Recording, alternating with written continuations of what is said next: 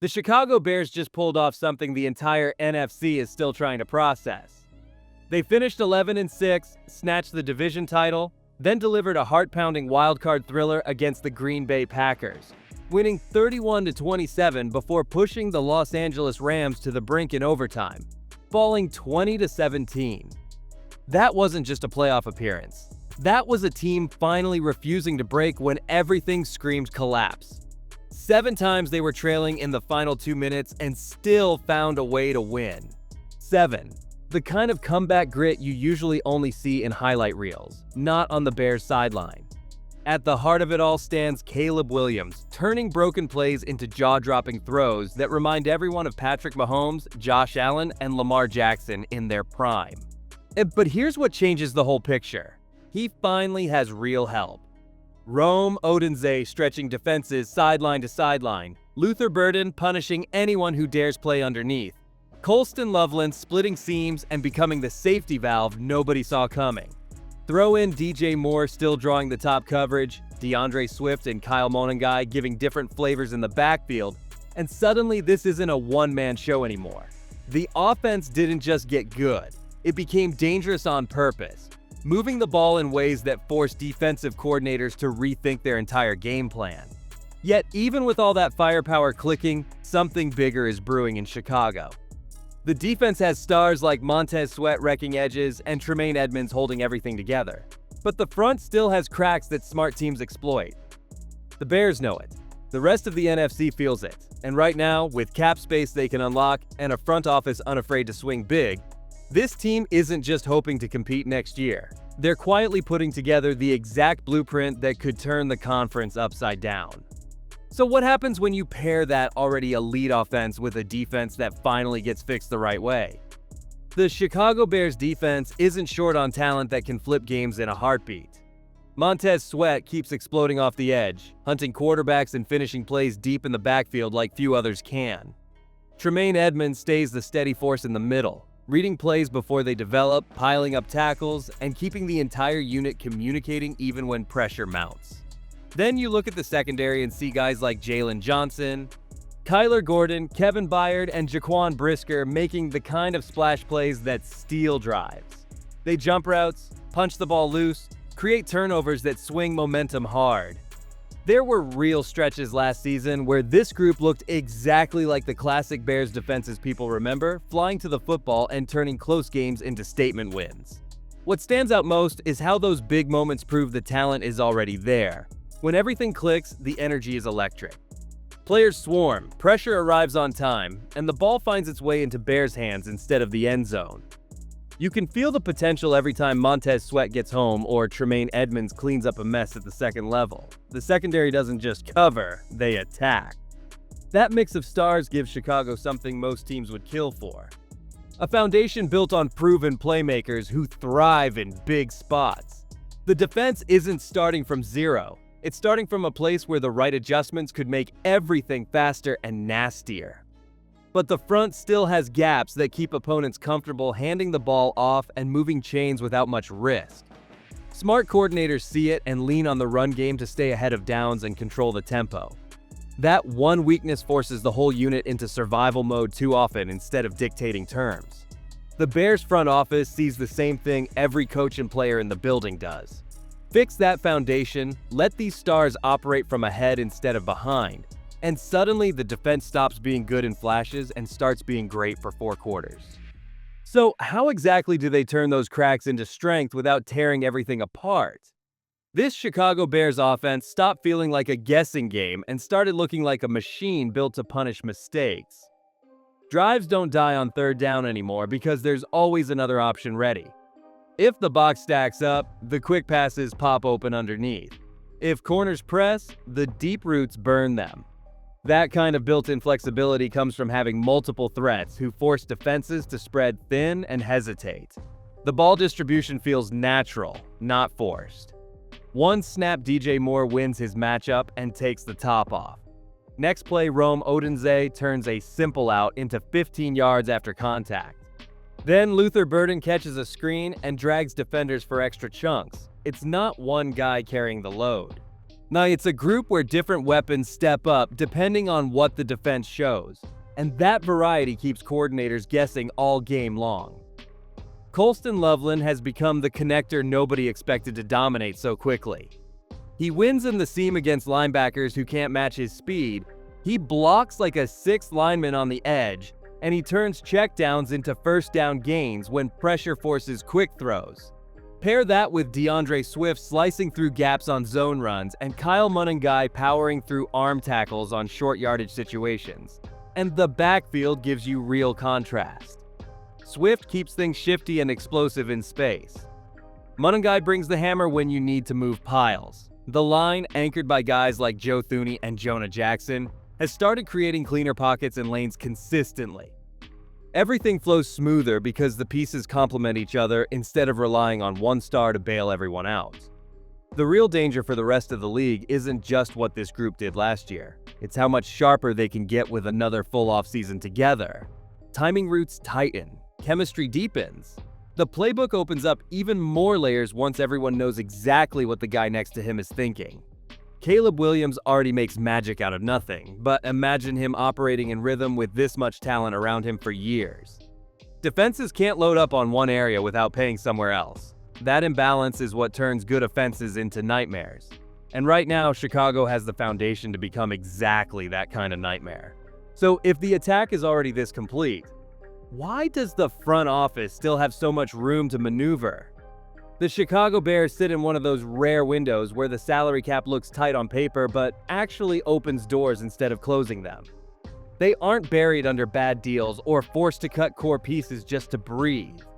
Instead, they've got smart contracts with guys still hitting their peak, and that timing gives the front office real levers to pull. A quick restructure on DJ Moore can free up millions right now without touching his long-term role as a matchup nightmare for Caleb Williams. Same thing works for Montez Sweat, where sliding some guaranteed money forward keeps the edge rusher locked in while creating immediate space. Those moves aren't desperate. They're calculated, using the modern cap rules to turn future years into breathing room today. Players like Joe Thuney and Jonah Jackson up front, Jalen Johnson and Kyler Gordon in the secondary. They all have structures that allow the team to push dollars around without losing the guys who just helped win 11 games. You're not gambling on aging bodies here. These are prime age contributors who fit the vision, so shifting payments feels like strategy, not survival. The Bears can protect the heart of the roster and still end up with serious cash to spend, whether that's patching a hole quietly or swinging for something bigger. That flexibility isn't common. Most teams in their spot would be scrambling to shed salary. Chicago gets to choose offense. The beauty is how this setup removes panic from the equation. No fire sales, no overpaying for mediocre fixes, just to fill a need. The front office can sit back, watch the market move, and decide exactly where to strike when the value lines up. They believe in the group they've built, so every dollar they free up goes toward making that group scary instead of just solid. That kind of control changes how aggressive they can get without risking the future. And when you combine that kind of financial edge with a young quarterback already thriving, the next question becomes obvious.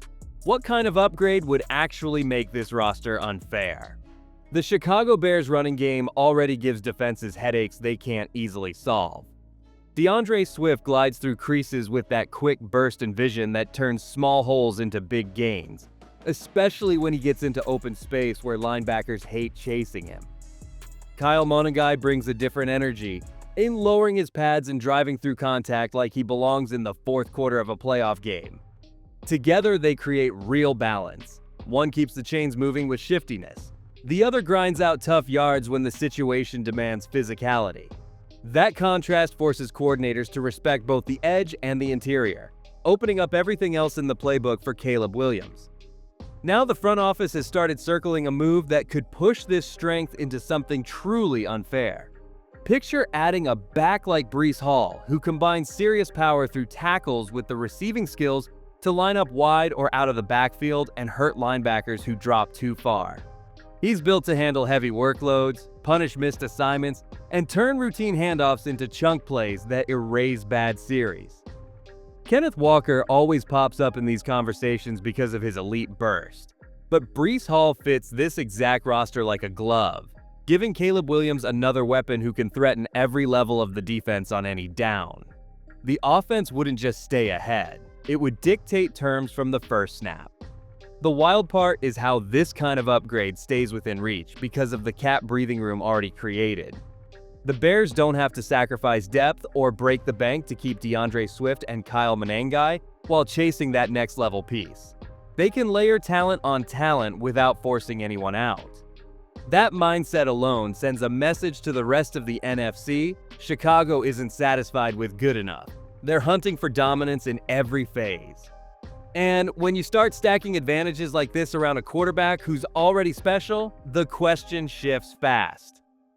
What happens if they turn that same hunger toward the trade market and target the kind of defensive disruptor that changes everything? The NFL trade market feels different this year, heavier with possibility, because the free agent pool looks thin and the draft class doesn't scream depth at premium spots. Teams that need help fast are picking up phones instead of waiting for April.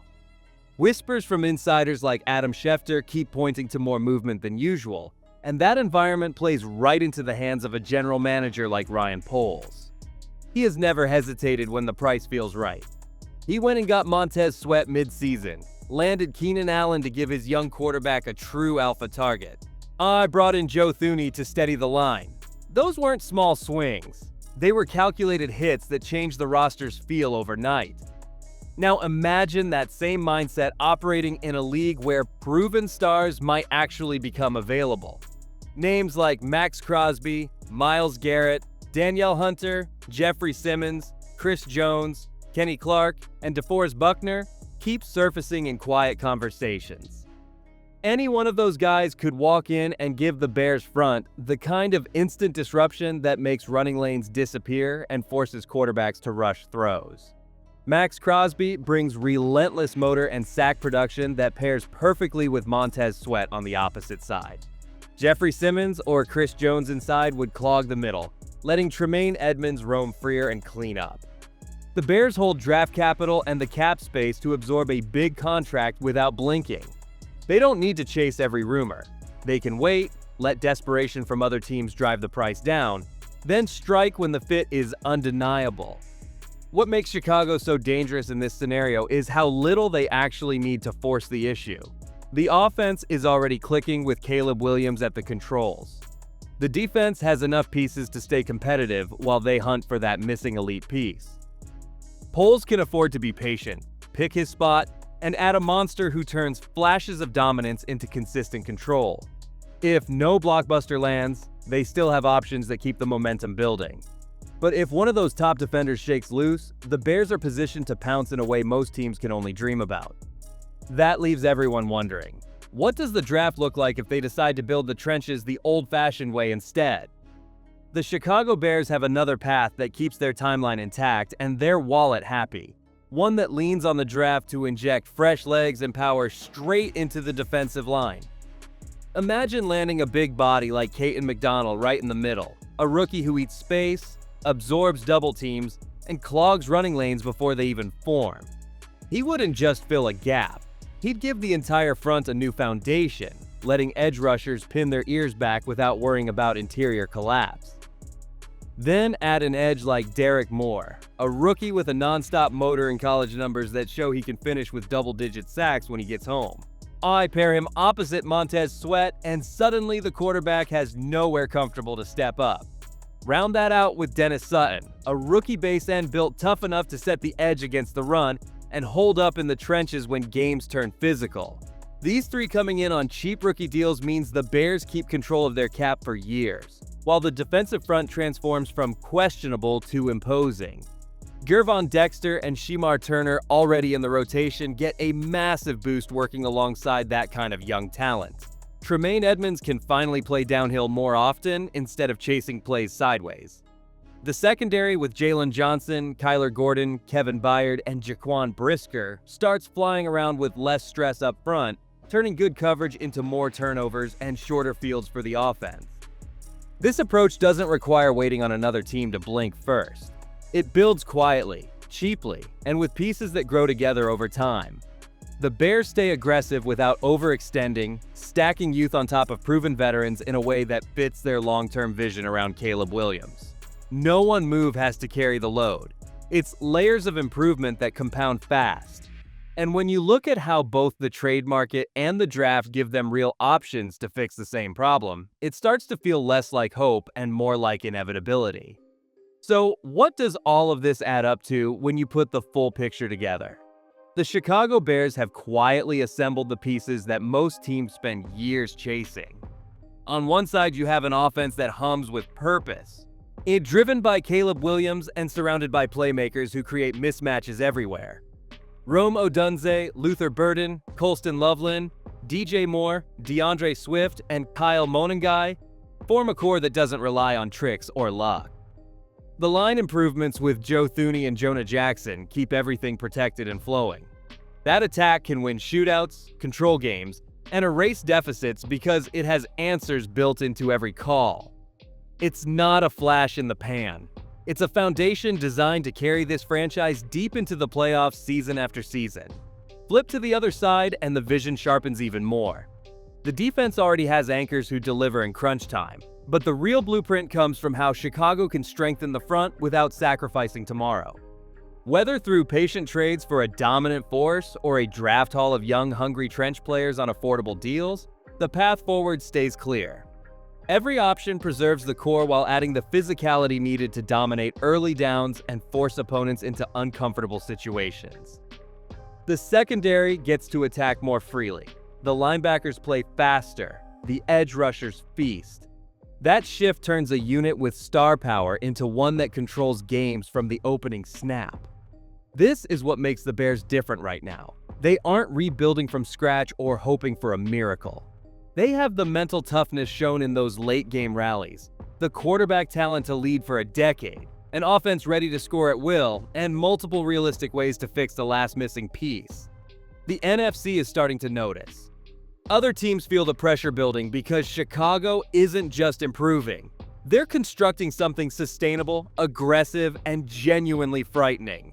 The blueprint is in place, the moves are coming, and when it all clicks, this team won't just compete in the conference, they'll own it.